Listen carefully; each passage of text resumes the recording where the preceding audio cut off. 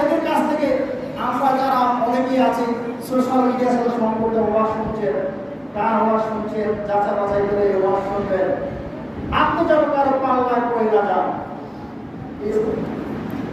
যারা আহলুল রায় তারা বিভিন্ন দল বিভাগের অন্তর্ভুক্ত, আবার যারা সালাফি আহলে হাদিস তারাও তিন ভাগে বিভক্ত।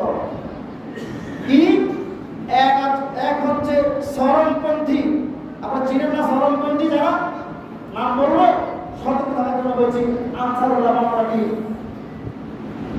তাদের ফরক আমাদের মতোই ফরক পড়ে, তারা চরমপন্থী।